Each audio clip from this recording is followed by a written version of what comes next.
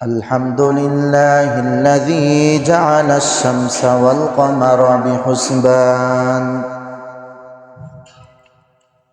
والنجم والشجر يسجدان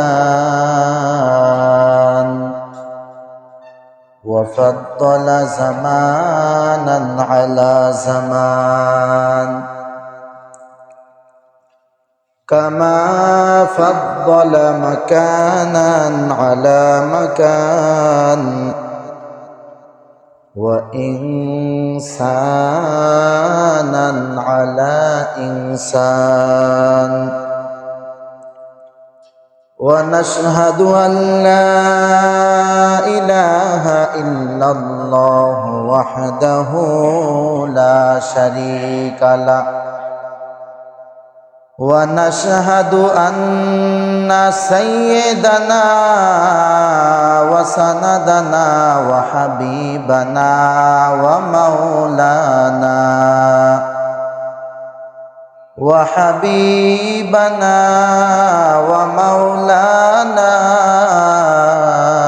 محمدا عبده ورسوله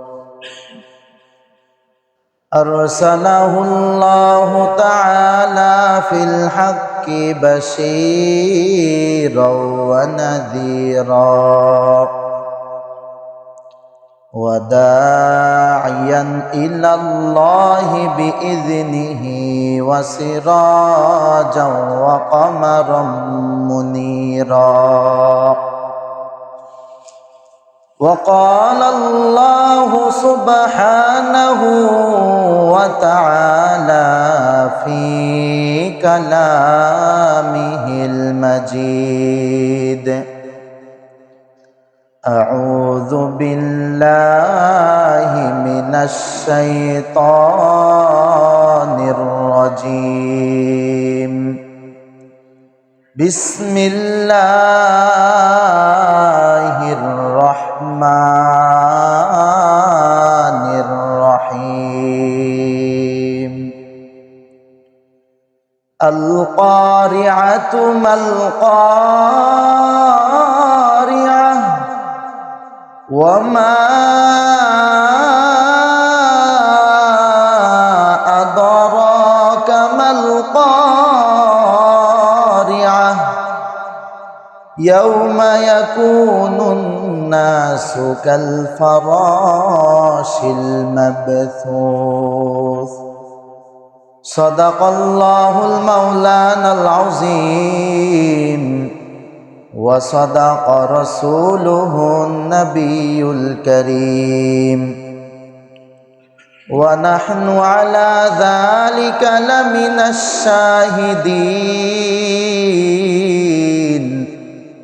لمن الشاهدين والشاكرين والحمد لله رب العالمين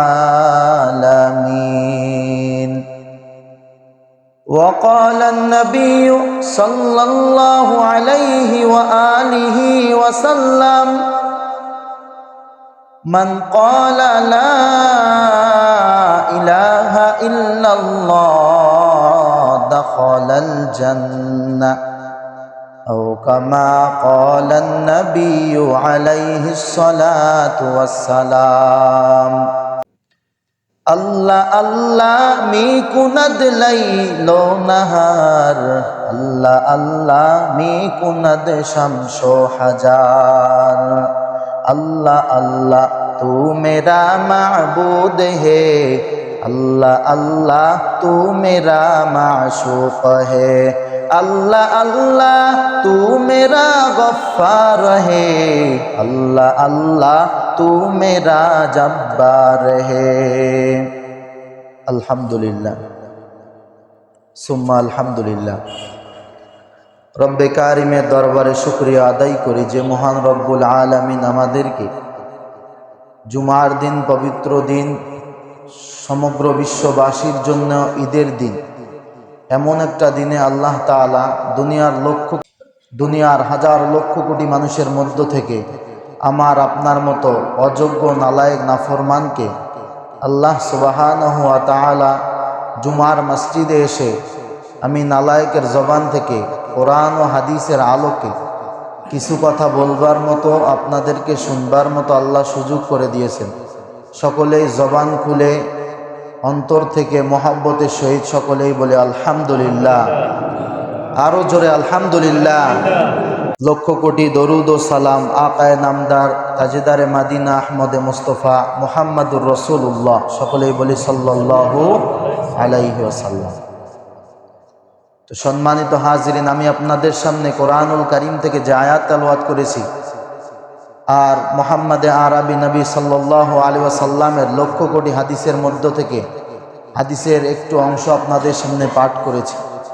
আল্লাহ তাআলা চাহে তো আপনাদের শোনার ইখলাসের দরুন আল্লাহ তাআলা তিনার তৌফিক আমাকে দেওয়ার বদৌলতে আশা করি আপনাদের সামনে কোরআন হাদিসের আলোচনা ব্যক্ত করব ইনশাআল্লাহ।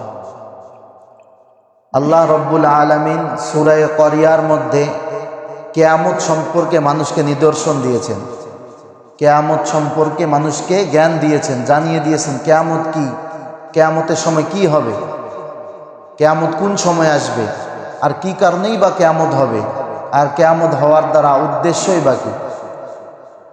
আল্লাহ রব্বুল আলামিন সূরা করিয়ার মধ্যে জানায় দেন, আল কারিয়া, মহাপ্রলয়। ও পয়গম্বর, আপনি কি জানেন মহাপ্রলয় বলতে কি বুঝায়?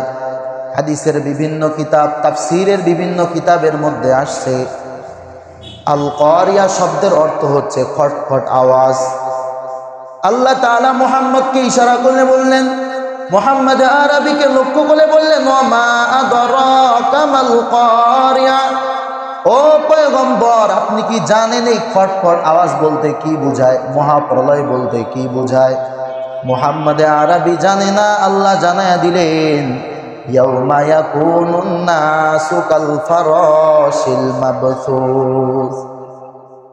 মহাপ্রলয় বলতে ওই দিনকে বোঝানো হয়েছে যেই দিন আল্লাহ তাআলা নির্ধারিত ফেরেশতা ইসরাফিল আলাইহিস সালামকে আদেশ দিবেন, ও আমার ফেরেশতা ইসরাফিল, সৃষ্টির শুরু থেকে নিয়ে তোমাকে আমি একটা আদেশ দিয়েছিলাম সিংহা ফুৎকারের দায়িত্ব। ফেরেশতা বলবে, আল্লাহ ঠিক, আপনি আমারে সিংহা মুখে নিয়ে দাঁড় করে রাখছেন সৃষ্টির পর থেকে। দায়িত্বটার নাম হচ্ছে, আল্লাহ বলবেন যেদিন দুনিয়া ধ্বংস হয়ে যাবে ওই দিন তুমি সিংহার মধ্যে ফুৎকার দিয়ে দিবা। ফেরেশতা বলে, আল্লাহ বুঝলাম না। বলে, তোমার সিংহার ফুৎকারের পর পর সমগ্র বিশ্ব ধ্বংস হয়ে যাবে। আল্লাহ তাআলা আল্লাহ রসুলকে বলেন, ও পয়গম্বর, এই মহাপ্রলয় যেই দিন আমার ফেরেশতা ইসরাফিল সিংহার মধ্যে ফুৎকার দিবেন, মানুষগুলো কেমন জানি কীট পতঙ্গর মতো শুরু করে দিবে। জানি কীট পতঙ্গ যখন বৃষ্টি আসে নিজ বাসস্থান থেকে অন্য কোথাও চলে যেতে লাগে, মানুষেরা একে অপরের দিকে ছুটাছুটি করতে লাগবে। একজন মানুষ আরেকজনকে বলবে, কোথায় যাও? ওই মানুষ বলবে, কেন, তুমি কি জানো না? বলে, উত্তর দিয়ে যাও। বলে, উত্তর দেওয়ার সময় নাই।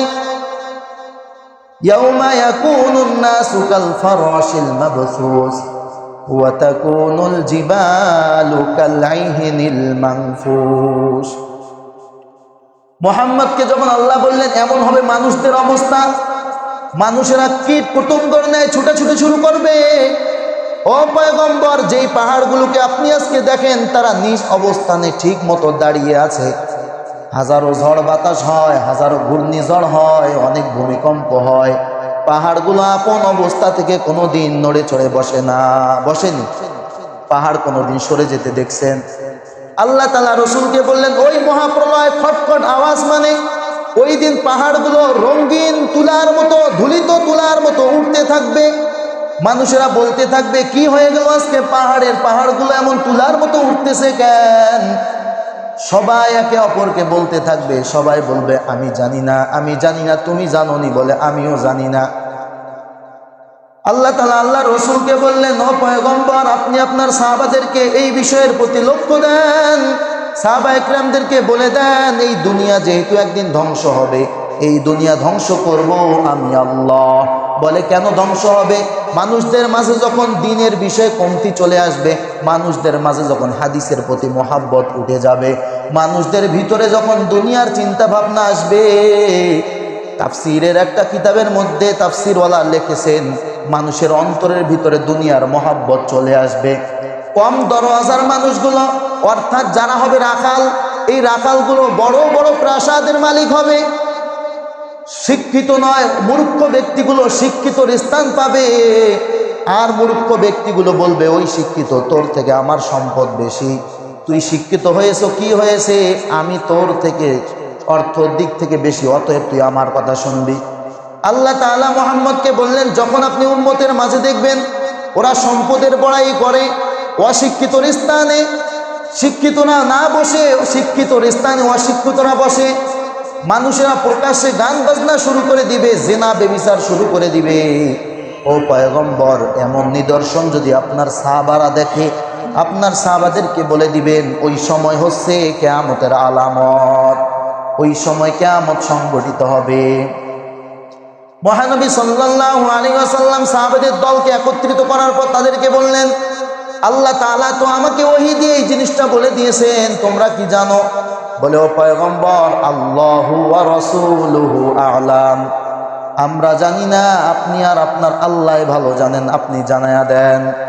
আল্লাহর নবী বলল, তাহলে শুনে নাও, শুনে নাও, দুনিয়াতে তোমরা আমার সাথী, তোমাদের পরবর্তী ওয়ালা যারা আসবে, যদি তোমাদেরই মতো কোরআন আর হাদিস অনুযায়ী তারা চলে, তাহলে আল্লাহ তাআলা ওই উম্মত অর্থাৎ মুহাম্মাদের উম্মতের ভিতরেও দুনিয়াতে জান্নাতিওয়ালা মানুষ তৈরি করে দিবে। বলেন সুবহানাল্লাহ।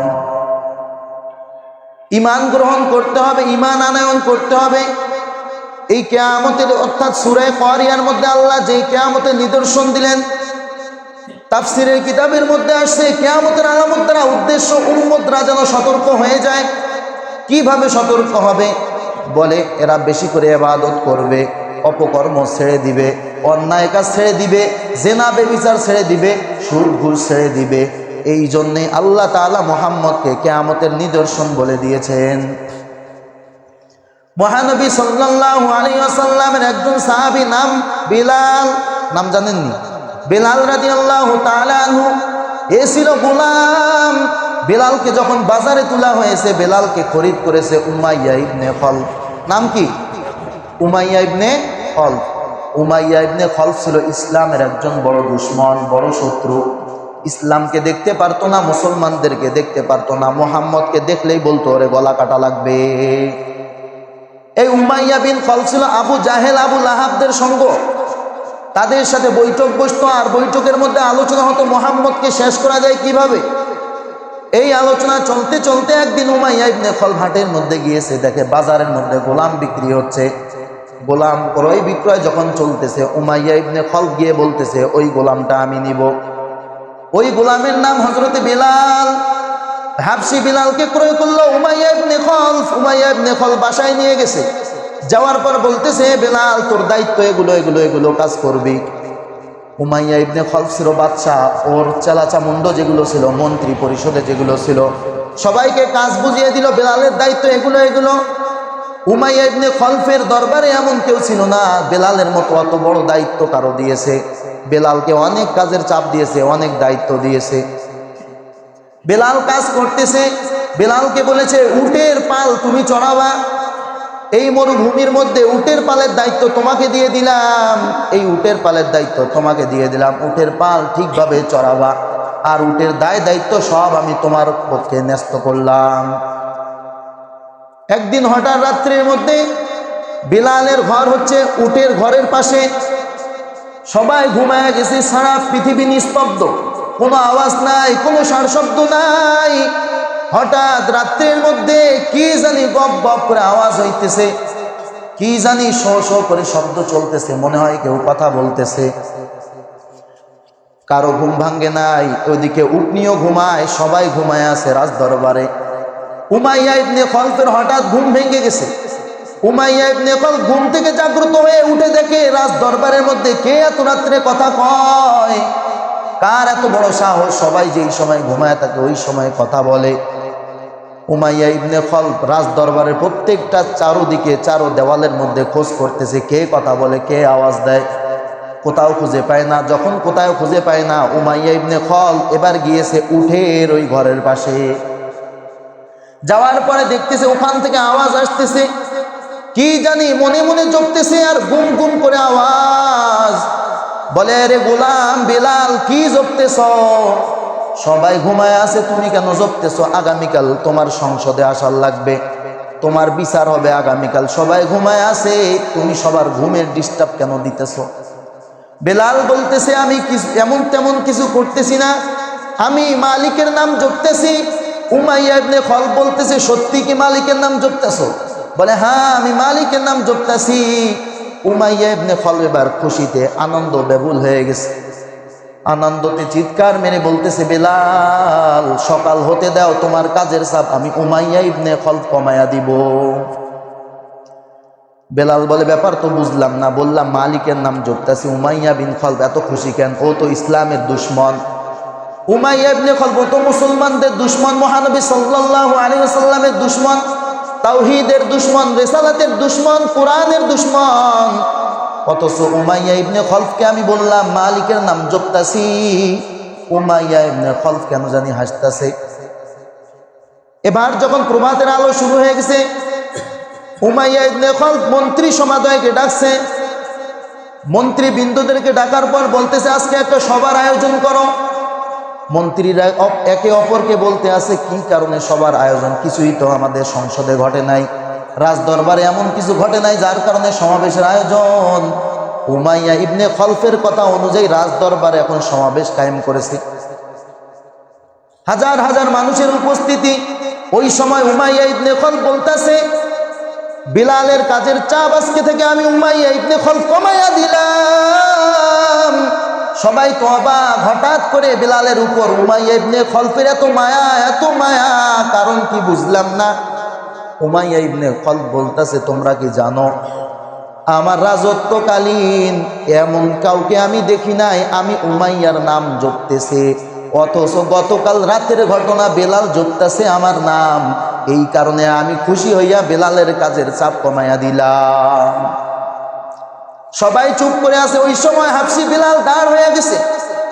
ও উমাইয়া বিন খলফ, কি বলতেছ? আমি কি বলছি তোমার নাম জপেছি? উমাইয়া ইবনে খলফের মাথা খারাপ হয়ে গেছে। আরে কি বলে, গতকাল বললো মালিকের নাম জপতেছে।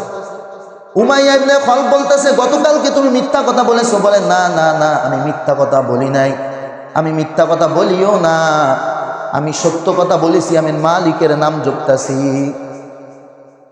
এবার উমাইয়া ইবনে খলফ বলতেছে, কোন মালিকের নাম জপতেছো? বেলালে হাফসি বলতেছে, ওই মালিকের নাম জপতেছি যেই মালিক আমারও মালিক, তোমারও মালিক, সারা জাহানের মালিক। বলেন আল্লাহু আকবার। উমাইয়া ইবনে খলফ বলতেছে, এ কেমন কথা? আশেপাশে যারা ছিল সবাই বলে, আরে আমাদের কারো সাহস নাই, এতদিন ধরে উমাইয়া ইবনে খলফের দরবারে আছি, কেউ তো তার মুখের সামনে মুখে মুখে কথা বলি নাই। বেলালের এত পাওয়ার, এত সাহস, উমাইয়া ইবনে খলফের সামনাসামনি কথা বলতেছে। এবার উমাইয়া বিন খলফ বলতেছে, কোন মালিকের নাম? বলে, আল্লাহর নাম জপতেছি। উমাইয়া ইবনে খলফ বলল, আরে বেলালের জন্য শাস্তি তৈরি কর, বেলালকে আর শান্তিতে রাখা যাবে না, এই বেলালকে শাস্তির জন্য নির্ধারণ করা দরকার, শাস্তির যা আসবাব লাগে আমি সব প্রস্তুত করব। এই বেলালকে এমন শাস্তি দেওয়ার লাগবে যার শাস্তি দেখে নিদর্শন স্বরূপ মুহাম্মদের ধর্ম যারা গ্রহণ করবে ওরা যেন বুঝতে পারে বেলাল ইসলাম গ্রহণ করার কারণে, আল্লাহ নাম জপার কারণে বেলালের এত শাস্তি। তাহলে আমরাও যদি মুহাম্মদের ধর্ম গ্রহণ করি, এক কোরআন এক আল্লাহকে মেনে নেই, তাহলে বেলালের মতো আমাদেরও শাস্তি হবে। এবার উমাইয়া ইবনে খলফ সে সিদ্ধান্ত গ্রহণ করেছে বেলালকে শাস্তি দিবে। বলে, উটের পায়ের মধ্যে দড়ি বাঁধিয়া বেলালের কোমরের মধ্যে দড়ি বাঁধা দিছে, আর ওই মরুভূমি উত্তপ্ত জমিনের মধ্যে উটি দৌড়ায়, উট দৌড়ায়, আর বেলাল ওই জমিনের মধ্যে লপটাইয়া যায়। বেলাল হেসরাইতে হেসরাইতে মরুভূমির ওই তাপ, বেলালের পিঠির চামড়াগুলো গলে, চর্বিগুলো গলে গলে জমিনে পড়তেছে। উমাইয়া ইবনে খলফ বলে, এমন শাস্তি হবে না, আগুনের আংরা তৈরি করো। এবার লোহা দিয়ে আগুনের আংরা তৈরি করছে। তৈরি করার পর বলে, আবার উটের পায়ের মধ্যে দড়ি বাঁধো আর বেলালকে ওখানে শোয়াইয়া দাও। উটো যায়, বেলালও ওখানে গড়াগড়ি করতেছে। এমন সময় ওই পাশ দিয়ে যাচ্ছিল আবু বকর রাদিয়াল্লাহু তাআলা আনহু। আবু বকর রাদিয়াল্লাহু তাআলা আনহু বিলালের শাস্তি থেকে কান্না শুরু করে দিয়েছে, বলতেছে, ও বিলাল, তুমি তো জানো তোমাকে কি কারণে শাস্তি দেওয়া হইতেছে, তাও কেন ওই কাজ করতেছো? বিলাল এত শাস্তি পাওয়ার পরও বলতেছে, আল্লাহু আল্লাহু আল্লাহু আহাদ আহাদ আহাদ। আবু বকর বলল, ও ভাই বিলাল, আল্লাহর নামটা একটু আস্তে আস্তে জপো, তাহলে শাস্তি কম হবে। এই কথা বলে আবু বকর রাদিয়াল্লাহু তাআলা আনহু আপন কাজের দিকে চলে গিয়েছে। এদিকে বিলালের উপর আরো শাস্তির চাপ বাড়িয়ে গেছে। হঠাৎ করে আবার আবু বকর রাদিয়াল্লাহু তাআলা আনহু ফিরে আসতেছে, দেখে বিলালের উপর শাস্তির চাপ বাড়াইয়া দেওয়া হয়েছে। তখন যে পরিমাণে শাস্তি হইতেছে, এখন তো আমি দেখতেছি আরো ডবল ডবল পরিমাণে শাস্তি দিতেছে বেলালকে। আর বেলালকে যতই শাস্তি দেয়, বেলাল বলে আহাদ আহাদ। যতই শাস্তি দেয়, বেলাল বলে আল্লাহু আহাদ আল্লাহু আহাদ আল্লাহু হাজিরিন আল্লাহু নাজিরিন আল্লাহু মাঈন, এইভাবে জপতাছে। এবার আবু বকর রাদিয়াল্লাহু তাআলা রাগান্বিত হয়ে বলতেছে, ও বেলাল, তোমাকে না বললাম আল্লাহর নামটা আস্তে জপো, যাতে করে তোমার শাস্তি কমায়া দেয়?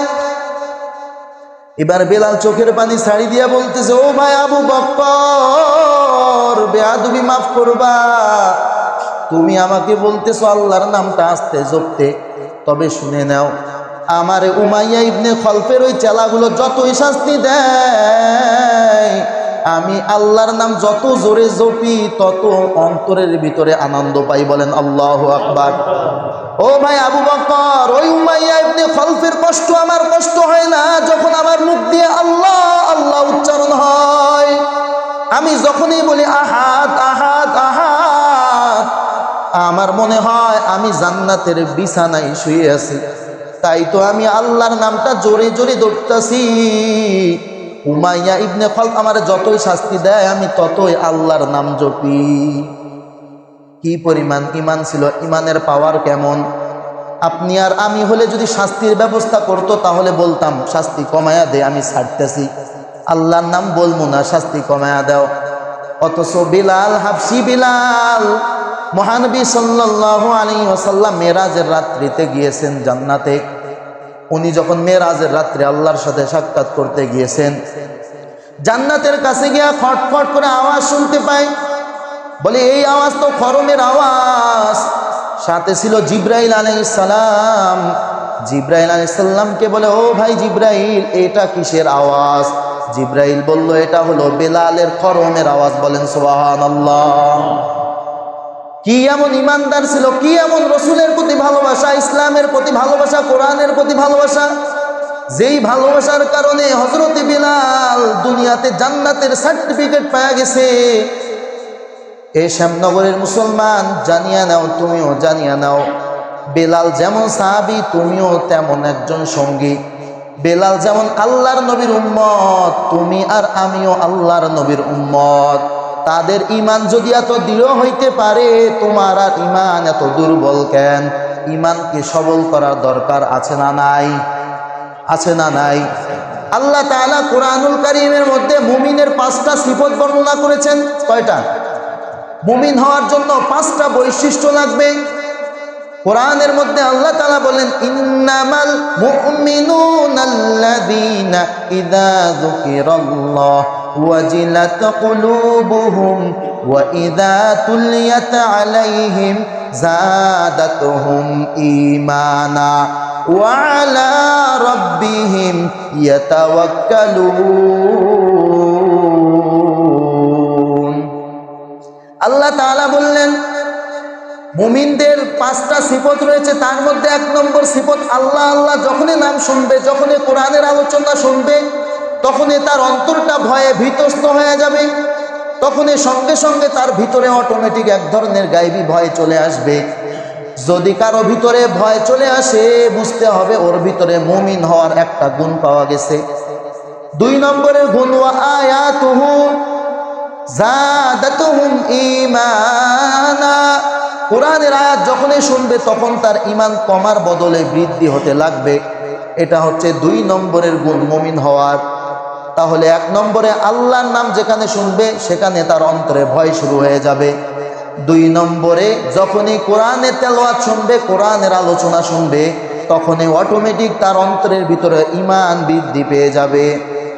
3 নম্বরে গুণ আল্লাহ তাআলা বললেন ওয়া আলা রাব্বিহিম ইয়াতাওয়াক্কালুন।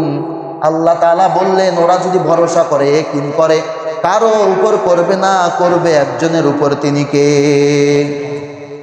ইবাদত করলে একজনের জন্য করবে, তিনি কে? সাহায্য চাইলে একজনের জন্য চাবে, তিনি কে? বিপদে পড়ছে, মুসিবতে পড়ছে, অসুস্থ হয়েছে, তাহলে সাহায্য চাইতে হবে একজনের কাছে, তিনি কে? আল্লাহ তাআলা বলেন এই ধরনের গুণ যেই ব্যক্তির ভিতরে চলে আসবে, ওই ব্যক্তিটা মুমিন হওয়ার 3 নম্বর গুণ অর্জন করেছে। তাহলে 1 নম্বরে যখন আল্লাহর আলোচনা শুনবো, কবরের আলোচনা শুনবো হাদিস থেকে, যখন কোরআন আর হাদিস থেকে কবর, হাসর, আখিরাতের আলোচনা শুনবো, আমার অন্তরে যদি ভয় আসে তাহলে বুঝতে হবে আমি মুমিন। 2 নম্বরে কোরআন তেলাওয়াত হয়, কেউ বলে আলহামদুলিল্লাহি রাব্বিল আলামিন, মানে সমগ্র বিশ্বর মালিক আমার আল্লাহ, প্রশংসা ওই আল্লাহর জন্যে, তখন আপনার অন্তরের মধ্যে যদি অটোমেটিক আসে তাহলে অন্য কারো প্রশংসা করা যাবে না। যেখানে প্রশংসা এক আল্লাহর জন্য জায়েজ, ওখানে দুনিয়ার কোনো মানুষের জন্য প্রশংসা করা যাবে না। এমনভাবে ঈমান বৃদ্ধি হতে হবে। ওয়া আলা রাব্বিহিম ইয়াতাওয়াক্কালুন, যদি ভরসা করতে আল্লাহর উপর ভরসা করবে, আমার সন্তান গর্ভে আছে, আমার স্ত্রী সন্তান ধারণ করার শক্তি রাখে না, যদি আল্লাহ তার গর্ভের মধ্যে ধারণের শক্তি না দেয়, আমার খেতে আমারে চলাইতে পারে না, আমার ব্যবসা বাণিজ্য আমারে চলাইতে পারে না, যদি আল্লাহ না চালায়, এমনভাবে যদি কেউ ভরসা করে, আল্লাহ তাআলা অটোমেটিক তার ভরসা তাওয়াক্কুল অনুযায়ী তারে চালাবে। বলেন সুবহানাল্লাহ। 4 নম্বর মুমিন হওয়ার গুণ। মুমিন হওয়ার 4 নম্বর গুণ হচ্ছে ওরা ঠিক সময় নামাজ আদায় করবে। as-সালাতু লিওয়াক্তিহা, যখনই ওয়াক্ত আসবে তখনই নামাজ পড়বে, তারা হচ্ছে মুমিন। 5 নম্বর গুণ আল্লাহ তাআলা বললেন ওয়া ইউনফিকুন, আমি আল্লাহ তাদেরকে যাহা দিয়েছি, আমি আল্লাহর দেওয়া ধন সম্পত্তি থেকে ওরা মসজিদ মাদ্রাসাগুলোয় দান করবে। বলেন সুবহানাল্লাহ। কোনো সাইল আসলে ওরে ফিরাইয়া দেওয়া যাবে না, যেমন সামর্থ্য তেমন দিতে হবে। এই ঘোষণা কার? আল্লাহ তাআলা বলেন এই 5টা গুণ যার ভিতরে আছে দুনিয়ার মধ্যে, ওই ব্যক্তিটা মুমিন। আবার মুহাম্মদ আরবি হাদিসের মধ্যে বলেন ক্বালান নবিয়্যু সাল্লাল্লাহু আলাইহি ওয়াসাল্লাম লা ইউমিনু আহাদুকুম হাত্তা আকুনা আহাব্বা ইলাইহি মিন ওয়ালিদিহি ওয়া ওয়ালাদিহি ওয়ান নাসি আজমাইন। আল্লাহর নবী বললেন এই 5টা গুণ পাওয়া যাওয়ার পর, যার ভিতরে 5টা গুণ পাওয়া যাবে, তারপরে ওই ব্যক্তিটার ভিতরে অন্তরের মধ্যে মহাব্বত, আমি নবীর মহাব্বত, যদি তার সন্তান সন্ততি বাবা মা সবার থেকে, দুনিয়ার সমস্ত আসবাবপত্র থেকে আমি নবীর মহাব্বত যদি কোনো উম্মতের ভিতরে বেশি না হয়, আমি রসুল জানায়া দিলাম ও কোনোদিন মুমিন হতে পারবে না। তাহলে মহানবী সাল্লাল্লাহু আলাইহি ওয়াসাল্লামের ভালোবাসা আপনার আর আমার অন্তরের ভিতরে দুনিয়ার আসবাবপত্র, দুনিয়ার সমগ্র বিশ্বর সমগ্র মাখলুকাত থেকে বেশি হওয়ার দরকার আছে না নাই? কেমন আছে? বলে থাকলে তো আজকে নবীর সুন্নত দাড়ির মধ্যে খুর লাগাইতাম না, নবীর রওজা পাকের মধ্যে থাইকাও নবীরে কষ্ট দিতাম না। তার মানে বোঝা যায় নবীর ভালোবাসা কম, স্ত্রীর ভালোবাসা বেশি। নবীর ভালোবাসা কম, সন্তানের ভালোবাসা বেশি। নবীর ভালোবাসা কম, আমার চাকরির ভালোবাসা আমার ভিতরে বেশি। চাকরি করতে হবে, বলে তোমার সরকারি চাকরি হবে, বলে পুলিশ ডিপার্টমেন্টে পুলিশ কনস্টেবলের চাকরি হবে, তবে দাড়ি রাখা যাবে না। যে আসল মুমিন বিলালের মতো যদি ঈমান হয়, ওমর ইবনুল খাত্তাবের মতো যদি ঈমান হয়, আবু বকরের মতো যদি ঈমান হয়, ও বলে দিত কল্লা আমার গর্দানে থাকবে না, তারপরও নবীর সুন্নত আমি কাটতে পারবো না। তাহলে বোঝা গেল কি ইমানের ভিতরে কমতি, রসুলের ভালোবাসা আমার ভিতরে কমতি। তো আজকে থেকে নিয়াত করে নেই, যেখানেই যে কোনো কাজ করব, যে কোনো ইবাদত করব, ওই জায়গার মধ্যে সুন্নত কোনটা যদি জানি তাহলে ভালো, আর যদি না জানি তাহলে মাদ্রাসাগুলোর মধ্যে গিয়ে আলেম ওলামাদের কাছ থেকে জেনে নিব। হুজুর আমি তো জানি না মসজিদে ঢুকার কয়টা সুন্নত, বাইর হওয়ার কয়টা সুন্নত, শয়নের পূর্বে কয়টা সুন্নত, ঘুম থেকে উঠা কয়টা সুন্নত, খানা খাইতে বসলাম দস্তরখানা নাই ডাইনিং টেবিলে, এটা সুন্নত না, এটা বেদাত। ডাইনিং টেবিলে খানা খাওয়া যাবে না।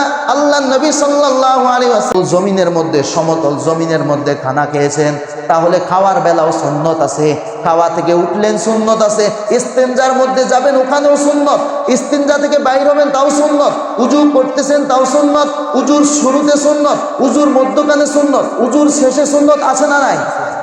অনেকেই আমরা আছি জানি না, যেগুলো জানি না আশেপাশে ওলামা একরামের অভাব নাই, ওলামা একরামদের কাছে গিয়ে বলবো হুজুর এই সুন্নতটা আমারে বলে দেন। আলহামদুলিল্লাহ সুম্মা আলহামদুলিল্লাহ, বিশ্বের মধ্যে যদি আপনি একজন ইঞ্জিনিয়ারকে আনেন, আনার পরে বলেন এখানে একটা বাড়ি ভিত্তি করব, বলবে বাজেট লাগবে 10,000, বলে এখানে একটা ব্রিজ দিতে চাই, একটু মশওয়ারা দেন, বলে পরামর্শ দেওয়ার কারণে লাগবে 2,000, বলে কিনা? হ্যাঁ, দুনিয়ার যেই পদের মানুষের কাছে যান, সামান্য একজন ডাক্তার, ওর কাছে ভিজিট বলে 5,000, তাছাড়া হবে না। আসলে ওষুধ দেয় না, শুধুমাত্র একটু সাইন দিয়ে দেয় কি কি ওষুধ লাগবে। কিন্তু আলহামদুলিল্লাহ এই বিশ্বে এই জামানার ওলামা একরামদের কাছে যাবেন, যাওয়ার পর বলবেন হুজুর একটা না 1000টা মাসলা শিখিয়ে দেন। আমি আপনাদেরকে কথা দিলাম, মাসালা শিখানোর কারণে কোনো আলেম আপনাকে বলবে না মাসালা শিখাইয়া দিলাম এর কারণে আমার একটা চা খাওয়ার টাকা দেন, বলবেনি? কিন্তু আজকে আমরা নালায়েক, এতই নাফরমান যে আলেম ওলামার কাছে গেলে অন্তরের ঈমান বৃদ্ধি পায়, আখিরাতের খোরাক অর্জন হয়, ওর কাছে না গিয়া দুনিয়ার বড় নেতা খোতার কাছে হাজার হাজার টাকা খরচ করে যাই। আমাদের মতো কপাল পড়া জমিনে নাই। এই আপনাদের মথুরাপুর আছে, ওখানে যাবেন, যাওয়ার পর বলবেন, নিজেকে সঁপে দিয়ে বলবেন হুজুর এতদিন যাবত নিজের জীবনটা কেমনে পার করছি জানি না, এখন আমি বুঝতে পারছি আসলে দুনিয়া কিছুই না, এই দুনিয়াতে আমি থাকতে আসি নাই, চলে যাব এক সময়, আমারে বলিয়া দেন যাওয়ার পরে ওখানে কি কি লাগবে, আমি ওই আমলগুলো দুনিয়াতে করে যেতে চাই, যাতে আখিরাতে গিয়ে আল্লাহর ফেরেশতার কাছে আমাকে ধরা না খেতে হয়। বলা যাবে তো ইনশাআল্লাহ? তাহলে 1 নম্বরে আমল করতে হবে, নামাজ কায়েম করতে হবে। মুমিনের সিরিয়ালভাবে আল্লাহ তাআলা সূরা আনফালের মধ্যে বলেছেন, তার ভিতরে 4র্থ নম্বরে পড়েছে নামাজের কথা। আসলে কালিমার পরে নামাজ, কালিমা, নামাজ, রোজা, হজ, যাকাত, তাহলে নামাজ কায়েম করতে লাগবে। নামাজ ছাড়া কোনো কিছুই সমাধান হবে না। আজকে থেকে নিয়ত করেন, আল্লাহকে বলেন আল্লাহ এতদিন যাহা করেছি মাফ করে দেন, আজকে থেকে আমি 5 ওয়াক্ত নামাজি হয়ে যাব। বলা যাবে তো ইনশাআল্লাহ? হাত উত্তোলন করে বলেন আল্লাহ। এই উত্তোলন করে না, এরা মানে কেউ করবে না, যারা হাত তুলে না এরা সব হচ্ছে শয়তানের বন্ধু। বলেন আল্লাহ আজকে থেকে আমি তওবা করলাম। এই বলে না, আমার কথা বুঝতেছেন না? আজকে থেকে তওবা করলাম, জীবনে যত ভুল করেছি, গুনাহ করেছি, আয় আল্লাহ মাফ করে দেন। 10টা দরওয়াজা যদি বন্ধ হয়ে যায়, 11টা দরওয়াজা বেলায় আপনার দরওয়াজা, আপনার কাছে হাত তুলেছি। আয় আল্লাহ আমাদের মুসল্লিদেরকে কবুল করে নেন। আয় আল্লাহ প্রত্যেককে আপনি ঈমানের মতো বড় দৌলত অন্তরের মধ্যে অর্জন করা তৌফিক দান করেন। আয় আল্লাহ তোমার ঘর মসজিদে থেকে তোমার বান্দাগুলো হাত উত্তোলন করেছে, আয় আল্লাহ তারা আপনাকে ভয় পায়, কবরকে ভয় পায়। আয় আল্লাহ কার অন্তরে কি আছে আমি জানি না, তুমি মালিক ভালোই জানো। তুমি মালিক তো বলেছো ইন্নাহু হুয়াত তাওয়াবুর রহিম। আল্লাহ তাআলা বলেন বান্দা ওরা যতই তওবা করবে, যতই তওবা করবে, আমি আল্লাহ তাআলা ওদের তওবা ততই কবুল করে তাদের গুনাহ ততই মাফ করে দিব। বলেন সুবহানাল্লাহ। মহানবী সাল্লাল্লাহু আলাইহি ওয়াসাল্লাম বলেন আত-তাওবু মিনাজ যামবি কামান লা যামবা লাহু। ওই তওবাকারী ব্যক্তি যে তওবা করেছে, আল্লাহকে বলেছে আল্লাহ গুনাহ অনেক করেছি মাফ করে দেন। মহানবী বলেন ওই ব্যক্তি কেমন জানি হয়, নিষ্পাপ ব্যক্তির মতো, ওই নিষ্পাপ সন্তানের মতো, যেই মা কেবলমাত্র তার সন্তানকে দুনিয়ার বুকে ভূমিষ্ঠ করেছে। মহানবী বলেন যেই ব্যক্তিটা গুনাহ করার পর তওবা করেছে, আল্লাহ তাআলা তাকে নিষ্পাপ বানায়া দিবে। বলেন সুবহানাল্লাহ।